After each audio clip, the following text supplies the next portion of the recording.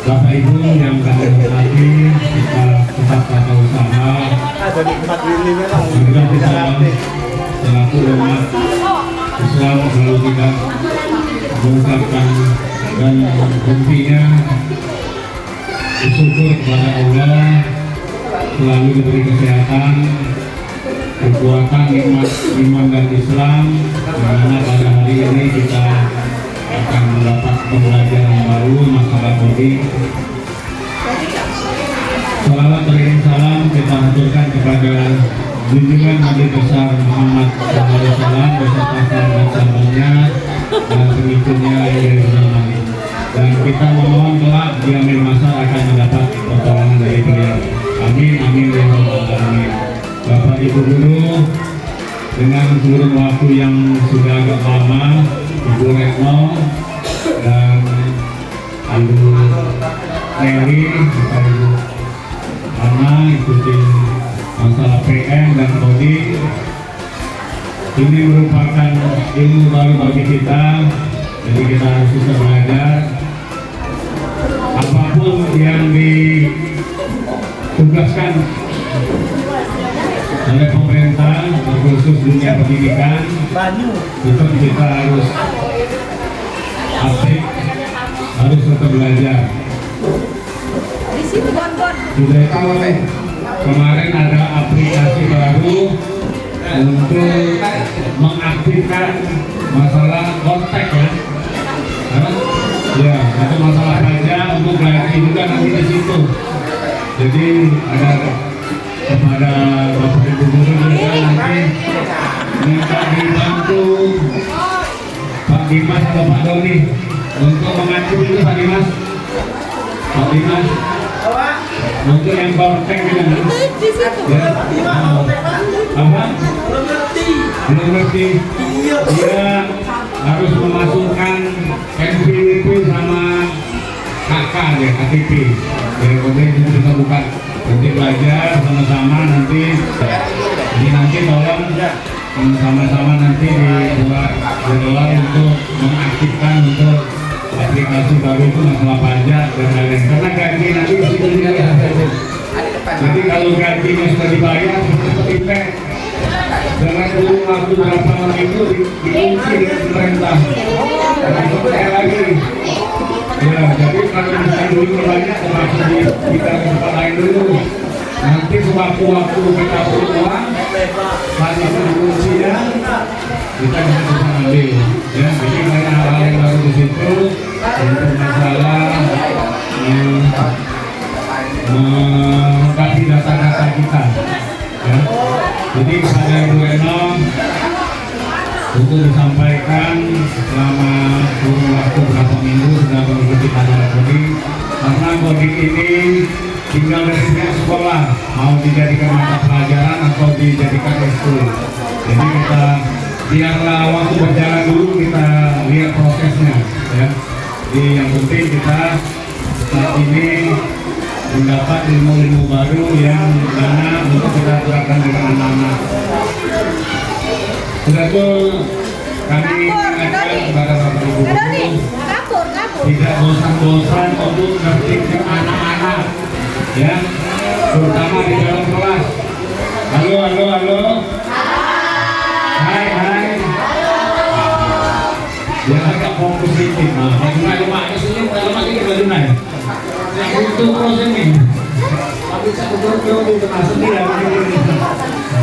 Jadi tolong tidak bosan-bosan untuk mengerti anak masalah kebersihan, terutama di sekolah kita juga sudah dicek, sudah jalan ya. Jadi kita tidak bisa lah, karena kita ada sekolah lain yang di sini kadang beberapa sudah lihat ada kegiatan yang mengarah setelah sore, tapi kita bisa dimana-mana. Ya marilah kita sama-sama jaga, terutama wali kelas kami minta tolong untuk kebersihan meja-mejanya, sampah. Ingatkan setiap pulang sekolah jangan ada sampah yang di loker, ya. Jadi jangan sampai. Ya kadang anak-anak mungkin kan nulis, sudah tulis, tapi karena kita ini ada pihak kedua, tanggapannya nanti lain. Ya kadang ya kita juga bisa nyalakan anak kita juga dan bisa sama-sama saling nyalakan. Pasti mari kita sama-sama jaga dengan ada saudara kita yang sekolah sore ya, nanti Bapak tadi sudah 2 kali Bapak memberi meninggal, minta kembali ke suruh sini ke kantornya tidak kemarin itu sudah ke kantor ya ini dia ngaku nggak pindah ke sana ya. Nah itulah jadi kadang kemarin kan kita kemarin mulai dia orang di atas sudah 2 dosis jadi itu sudah bagus sudah nurut ya. Tapi yang kelas lain, halo Bapak Ibu, tolong yang kelas sebelah sana juga tolong dicek masalah kebersihan ya Bu ya. Bisa di meja ya saling ini lah. Jadi jangan sampai kalau memang ada yang janggal, kasih tahu kepada anak, laporlah kepada wali kelas ya. Jadi kita meminimalisasi lah, jangan sampai ada tentu berkurang lah ya. Jadi saling jaga lah. Kalau memang ada kelas yang agak itu ya bersama guru lah keluarga lalu ini tadi kami lah bersih Bu ini ngaku ini.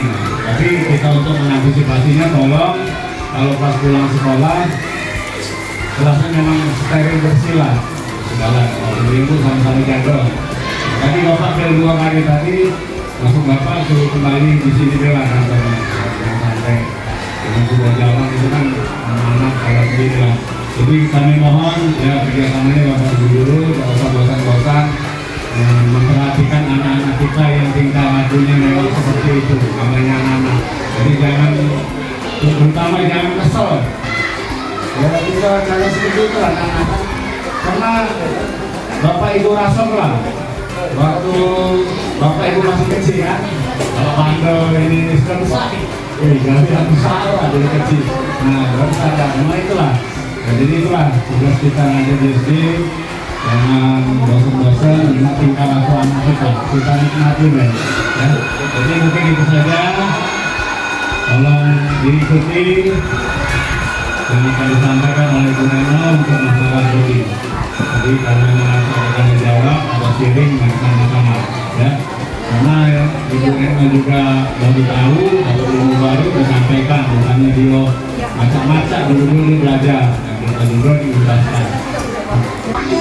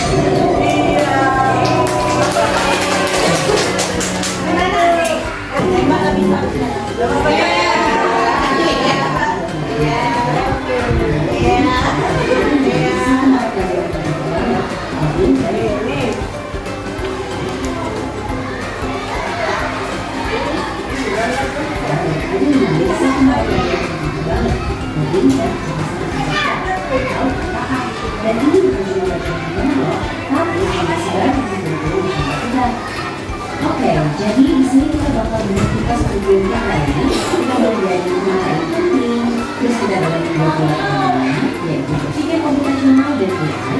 Setelah itu, kita lihat gimana cara mengajarnya.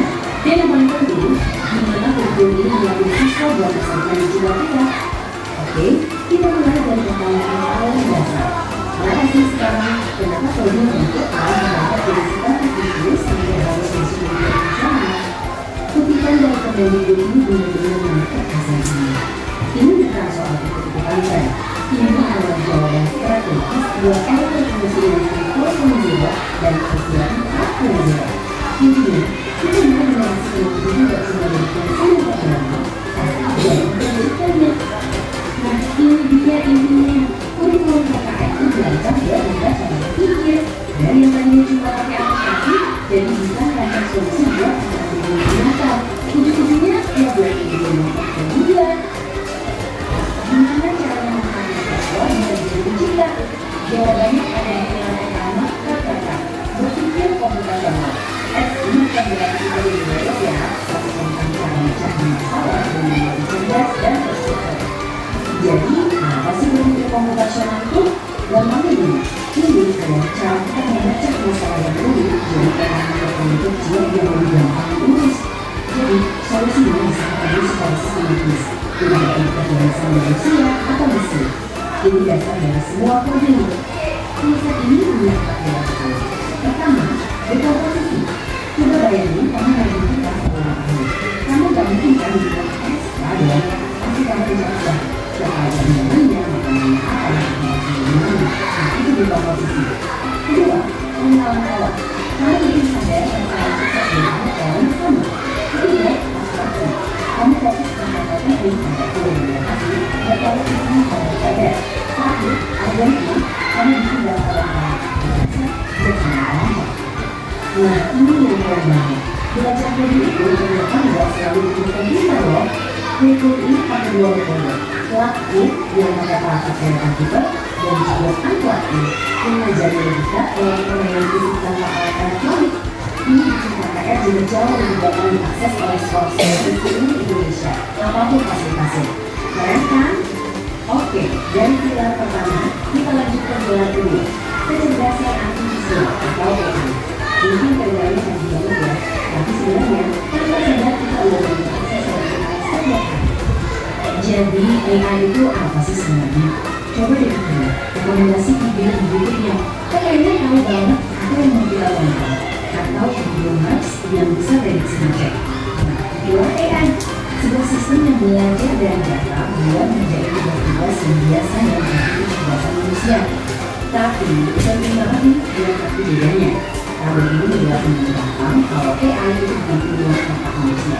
AI itu tidak punya perasaan, tidak punya kreativitas atau etika. Dia cuma belajar dari data interaksi dan mengambil keputusan berdasarkan pola.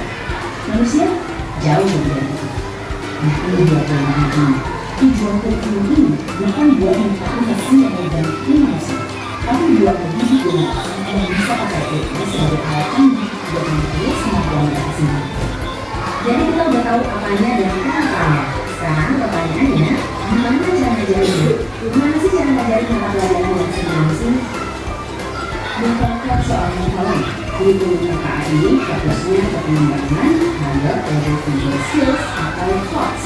Jadi, siswa mencoba buat bisa menganalisis masalah, mengevaluasi berbagai solusi, dan akhirnya menciptakan sesuatu yang berharga.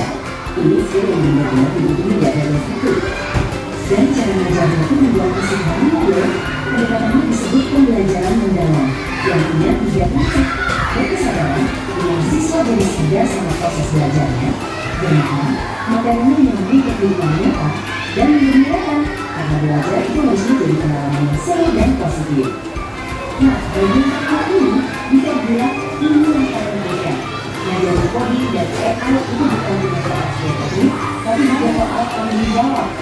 Kurikulum ini berani banget langsung membahas tentang inisiatif. Pertama, hoax dan misinformation. Kedua, belum penting banget di dunia AI yaitu bias. Dan tentu saja, isu yang untuk kita sebut privasi data. Jadi, kurikulum KKN ini gak hanya soal kurikulum ini.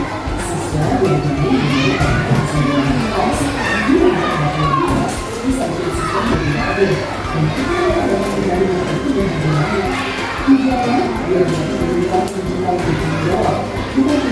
itu yang diambil. Jadi bisa ini jelas banget.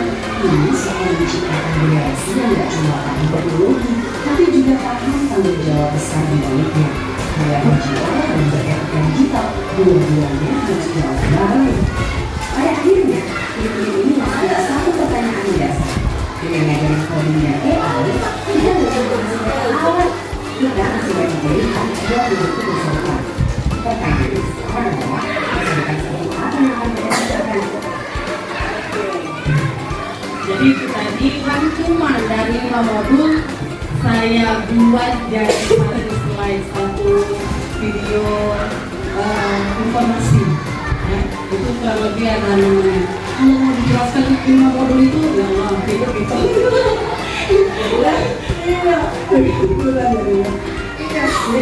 Jadi AI tadi atau KAI tadi itu penerapannya seperti yang saya bilang dari awal itu sebagai mata pelajaran bisa, integrasi bisa maupun sebagai ekskul. Nah sekarang dari modul 2 tadi, dari modul 2 sampai modul 5, mungkin ada teman-teman yang masih bingung, boleh? Coba lihat lah, pakai minta? Pakai enggak? Hah? Pakai enggak?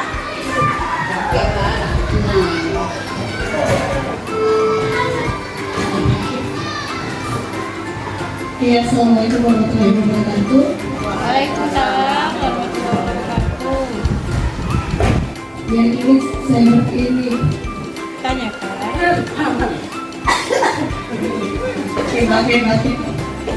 Yang ini saya tanyakan Ibu Retno, bagaimana sih cara kita sebagai guru untuk mengimplementasikan coding itu dalam pembelajaran? Ada nggak sih trik cara mudahnya untuk menyampaikan coding itu? Terima kasih. Kalau untuk mata pelajarannya, ya inilah yang kita terapkan kayak yang dekomposisi tadi, yang abstraksi tadi, pengenalan pola tadi. Inilah yang kita ajarkan lagi sama anak kalau untuk mata pelajaran, kalau sebagai mata pelajaran. Tapi kalau implementasi coding itu sendiri dalam mata pelajaran yang lain, kita bisa gunakan kayak aplikasinya, misalnya quiz kayak Katrolina kan, pengen belajar tentang quizy atau ini kan, atau ini pengen apa sih kalau biar anak tuh happy kayak kita belajarnya kan, itu ada aplikasi-aplikasinya. Jadi kita bisa gunakan aplikasi itu sebagai integrasi ke mata pelajaran lain. Tapi kalau untuk mapel codingnya memang 5 modul ini lah, 4 modul. Modul 2, modul 3, modul 4, 3 modul yang mau diterapkan ke anak tadi. Tinggal kita bedah-bedah banyak. Kita kemarin bedah itu lah itu yang dibuat SPP kemarin itu. Makanya ada pakai Zoom. Karena kan ini kan apa baru ya. Jadi kita mau membuat modul itu sama apa yang diterapkan juga itulah posisi kita tadi sebagai guru. Apa akhirnya dipakai aplikasi lagi, ChatGPT. Nah itu pemanfaatan coding tadi, pemanfaatan AI tadi, pemanfaatan kecerdasan buatan tadi. Kita bermodul tidak baca, bayangin mengajar itu apa ke anak ini. Belajar ini atau pelajaran baru. Jadi minta tolong si ChatGPT tadi, coba tolong buatkan saya RPP coding tadi kan, buatkan saya RPP coding, kecerdasan apa, berpikir komputasional untuk anak kelas 5 beserta LKPD lengkap kan yang keluar ini. Nah yang kita lihat di situ ini iya kita teliti, kita lihat sesuai nggak kira-kira. Makanya kemarin aku tanya sama Mel kan, kita juga kalau soal PPPM kayak mana atau kayak itu kan, nah sama nggak dengan PPP itu pada ini. Tapi di situ kita beda-beda. Mungkin sekarang belum ada untuk PPP codingnya. Tapi kalau memang sudah masuk dalam mata pelajaran, mau tak mau kita berkolaborasi buat PPPM. Misalnya kelas 5, kelas 6, sesuai kemarin. Nah itu kelas 5 kolaborasi guru-guru kelas 5 kan. Tapi kalau implementasi penggunaan coding tadi boleh ke pelajaran lain caranya. Misalnya kayak tadi dekomposisi, kata dia dekomposisi tadi apa? Ada yang itu pemecahan masalah secara lebih kecil, jadi lebih kecil. Contohnya tadi dia ngomong situ pesta ulang tahun, jadi dirinci kan ya, yang pestanya di mana, makan kue apa, itu dirinci kunci kenyamanan namanya. Sepuluh tambah lima, nah itu pemecahannya tadi tuh. Dirincak ke lebih kecil, betul itu. Kemarin aku menerapkan di kelas 5 itu saya itu ingat. Jadi yang 123 itu dari mana asalnya? Nah, kayak itu kan cuman pemecahannya. Maka di situ menjelaskan 100 ini kan bilangannya 100, berarti tambah 100 ditambah 20 ditambah 3. Oh ternyata cuma ini kayak coding lagi. Nah, kalau itu anak ini kan itu implementasi ke mapel lain, ya. Nah di sini aku contoh ini. Nih kalau di komposisi tadi. Pengertiannya lagi itu di situ proses membagi masalah rumit dan besar menjadi komponen yang lebih kecil dan lebih mudah dikelola. Biar anak itu lebih paham keadaannya. Kita perkecil lagi. Tujuannya tadi itu di situ. Ini contohnya nih buat nasi goreng, ya. Apa nih komposisinya? Minyak tuh bahannya dulu. Terus ngiris bumbunya dulu. Langkah-langkahnya tadi apa tuh? Rinciannya, bukan langkah-langkah rinciannya. Kalau langkah-langkahnya itu kan gitu. Ya sudah siap balu bahannya, sudah tumis, nah itu kan langkah-langkah pembuatannya tadi kan, nah, itu ada komposisi. Itu memang ada dijelaskan kalau untuk kelompok codingnya. Apa sih di komposisi itu? Nah itu kan ada dijelaskan tadi. Ini penerapan dalam kehidupan sehari-hari. Ayo dalam pendidikan, misalnya kan. Kemudian kalau pengenalan pola atau pattern recognition, agak lebar tadi dari ini. Nah ini pengenalan pola tadi dia kemampuannya untuk mengidentifikasi pola yang sama. Kan untuk masak nasi goreng kan kayak itulah, bumbu dulu, terus masuk ke nasi, apa masuk telur, baru nasi, kayak itulah. Mula-mula kayak itulah, bumbu telur nasi, kayak itu polanya. Kalau kemarin di numerasi ada kan berat naik, di numerasi itu batik ya, gambar batik kan, nah ini tak mau pola ini. Masuk ini sudah masuk coding itu sudah kan. Kemudian abstraksi itu ambil poin pentingnya. Kita tidak mungkin kan bikin sepeda itu dari rantingnya, dari gearnya, dari goresannya. Yang penting pajak dinaiki, jalan seimbang. Sudah itu intinya. Nah, yang terakhir algoritma. Algoritma itu urutan kita supaya susunannya itu benar. Kayak tadi yang langkah-langkah tadi, cara pembuatan brownies. Apa langkah-langkahnya?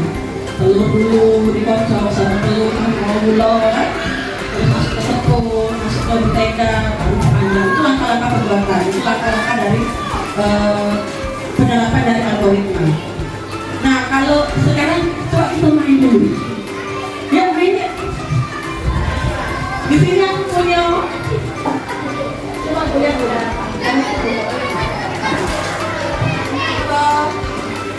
Main dulu. Nah, ada apa ini? Coding peta safari. Jadi kayak kita bentuk kelompok ya. Ada mama berapa ya? Kelihatannya. Tahu ya? Ini ada ya? Tempel. Pakai ini orang yang masuk ke dalam. Pakai apa kan? Pakai anak cakep. Ini kan ada kotak-kotaknya. Ini kan ada kotak-kotaknya. Jadi ada langkah-langkahnya. Bagaimana kita mau mencapai atau mau mencari si hewan-hewan ini di dalam safari ini, dalam peta ini. Di sini ada langkah-langkahnya. Apa yang harus dilakukan instruksinya. Kita buat kelompok.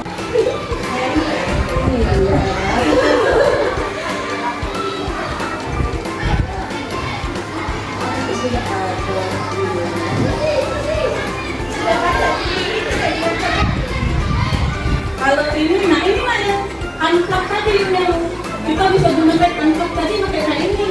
Kalau pakai laptop kayak ada kayak ada pakai laptop. Nah, jadi kalau untuk anak-anak oke-nya itu. Yang penting ini aku namanya tuh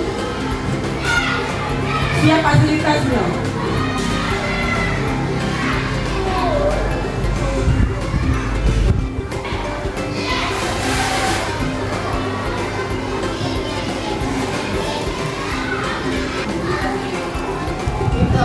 kelompoknya aku random ya nama kalian ya. Itu.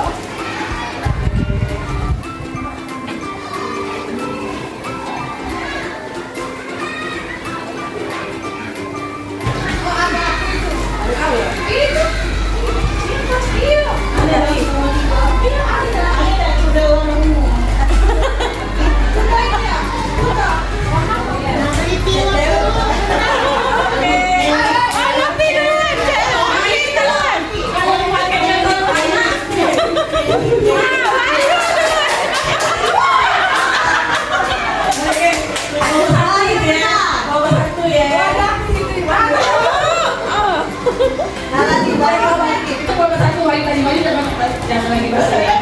Oke, ini yang anggota koordinatornya itu buat di belakang ya. Untuk kelompok berarti itu koordinator. Ayo, nanti Yosona.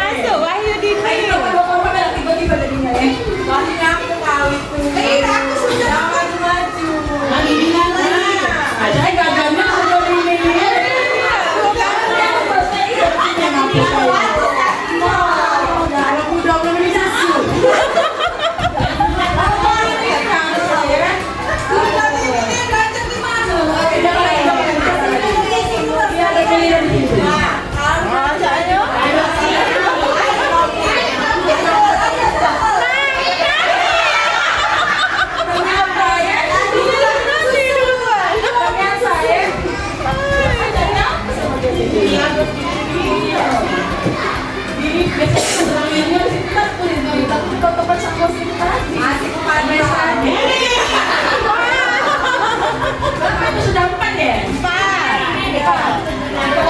Lagi.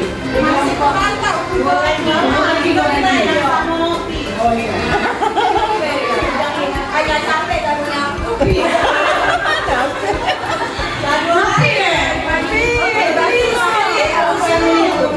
Dua kelompok ya? Kita maju sini. Tapi di sini aku yang dua kelompok tadi ada kartu di sini. Ada kartu ini pakai yang satu jalankan si bidaknya satunya, yang satunya yang lainnya nunjuk kenalanmu kemana biar dia bisa dapat si hewan-hewan ini tadi.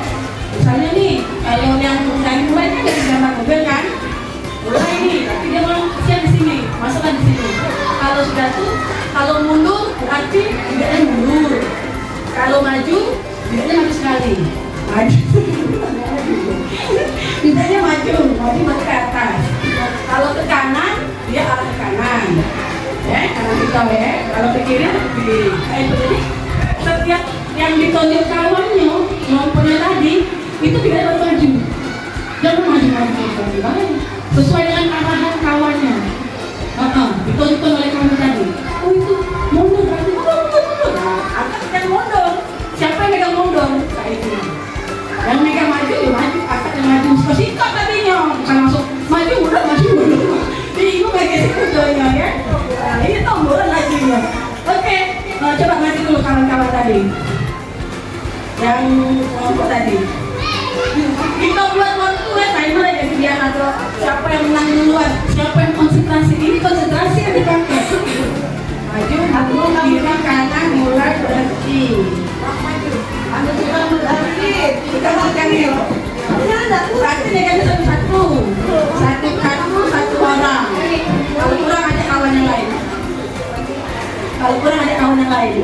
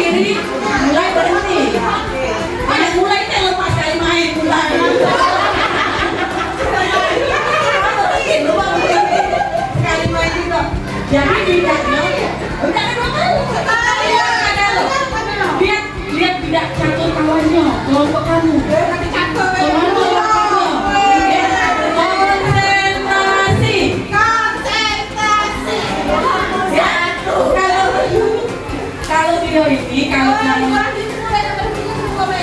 oh, sudah. Ya, betul. Apa? Maju Tidak digarap tapi mulai garap lagi. Iya, mulai.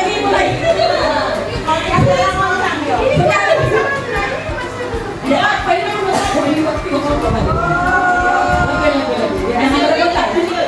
Oke, siap. Siap ya. Ya, mulai lah. Mulai. Adinnya.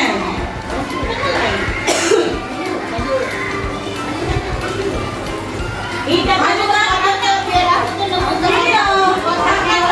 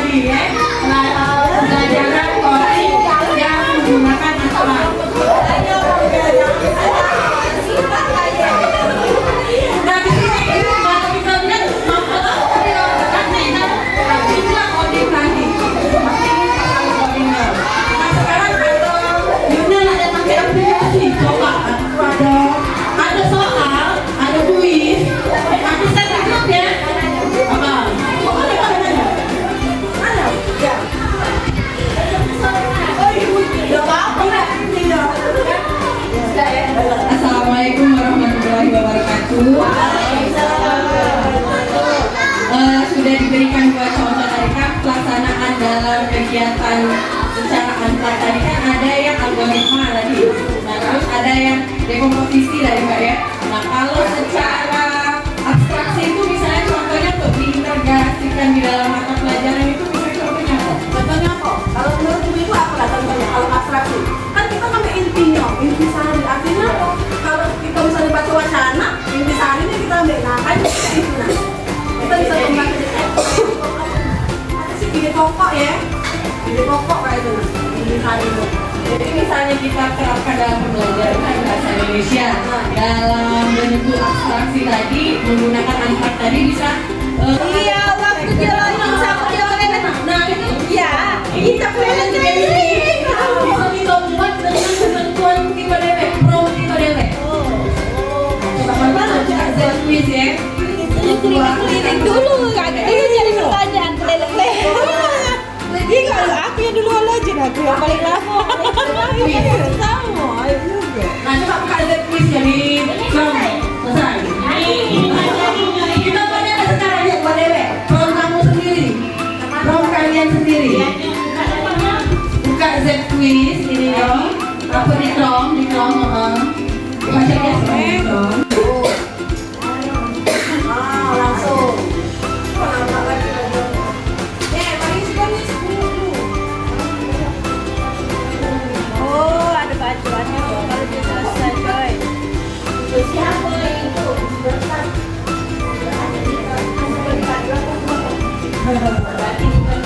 Udah biasa main game. Udah. Udah.